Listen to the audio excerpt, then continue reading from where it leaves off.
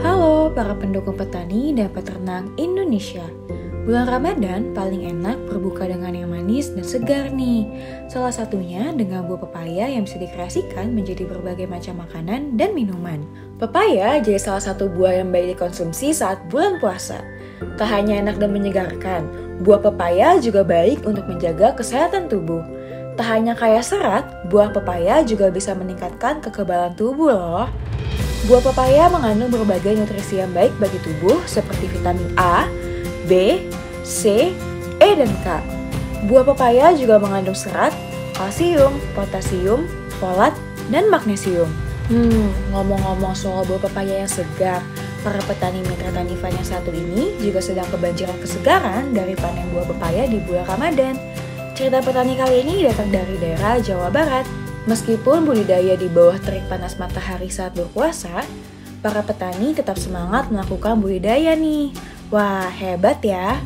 Buah pepaya ini telah dibudidayakan oleh petani mitra Tanifan sejak 6 bulan yang lalu pada bulan Oktober 2021, sebelum akhirnya dapat dipanen. Lihat deh buahnya, bagus-bagus ya! Kebayang nggak sih segarnya saat sudah bisa dipanen? Dalam melakukan budidaya buah pepaya, para petani punya kebiasaan khusus nih. Biasanya petani di sini ada yang metik kemudian dimasukin ke karung langsung dibawa ke lokasi packing house ataupun langsung ke mobil. Kalau kita dari awal sejak awal ketika petik dari pohon langsung kita dibungkus pakai kertas koran. Jadi sebelum masuk karung atau wadah pengangkut pepaya kita langsung udah dibungkus sama koran, jadi terlindungi dari gesekan dan lain sebagainya sehingga terhindar dari risiko cacat buah pasca panen. Sayangkan kalau ketika udah buah pepaya bagus seperti ini kemudian kita memanennya tidak apik, tidak bagus, nanti buahnya juga bisa lecet dan lain sebagainya. Kalau di daerah kamu ada nggak sih kebiasaan khusus dalam melakukan budidaya buah pepaya?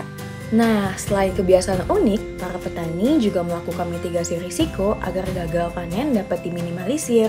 Sore ini kita melakukan spray insektisida sama fungisida untuk menjaga pepaya dari serangan penyakit dan hama. Spray dilakukan pada sore hari agar penyerapan fungsi dari fungisida dan insektisida ampuh untuk membasmi jamur dan juga penyakit. Kemudian nutrisi juga dapat diserap melalui stomata daun. Mudah-mudahan jika dilakukan rutin selama seminggu sekali, tanaman akan sehat dan terjaga dari segala penyakit dan hasilnya maksimal. Wah, menarik ya. Semoga infonya bisa membantu kamu yang tertarik untuk melakukan budidaya buah pepaya juga. Para petani ini mendapatkan akses permodalan dari Tanifan. Kira-kira apa saja ya dampak yang dirasakan oleh petani ketika mendapatkan akses modal dari Tanifan? Salah satu kendala terbesar di petani apapun itu termasuk pepaya California itu adalah permodalan. Biasanya ketika mereka menanam 100 pohon atau 500 pohon itu dengan modal seadanya, kemudian dengan tenaga seadanya bisa digarap atau dibudidaya dengan baik. Tapi lain halnya ketika kita menanam umpamanya 2000 ke atas atau 1 hektar, 2 hektar, 3 hektar sampai 10 hektar dan lain sebagainya. Yang jadi masalah adalah permodalan. Nah, zaman sekarang akses permodalan itu tidak mudah. Bahkan kita pinjam ke bank pun berbagai persyaratan harus ditempuh, itu sangat sulit. Padahal kalau dilihat dari skill atau pengetahuan berbudidaya masyarakat atau petani di sini juga udah pada bagus.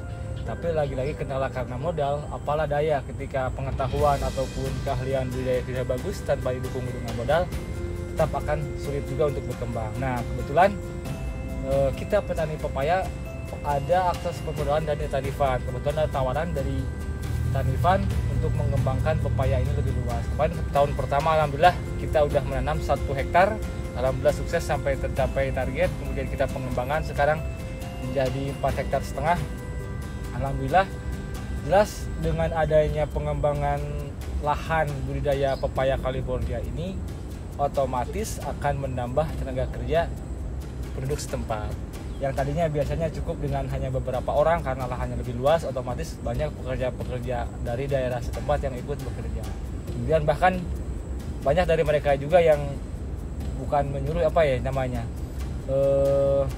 memberikan ide juga, Kang, gimana kalau diperluas lagi pepayanya biar kita makin bisa kerja lebih lama lagi dan teman-teman kita bisa ikut kerja lagi di kebun pepaya. Pada intinya, jelas dengan adanya bantuan permodalan ini otomatis juga akan menambah lapangan pekerjaan buat penduduk setempat, terutama di buruh-buruh di bidang pertanian seperti itu. Setelah mendengar cerita dari petani ini, kamu tertarik jadi mitra Tani Fund juga? Kamu bisa daftar untuk mendapatkan akses permodalan di tanifund.com/pinjaman. Tani Fund tunggu ya. Sampai berjumpa di episode Ramadan di Lahan bersama petani mitra Tani Fund berikutnya ya.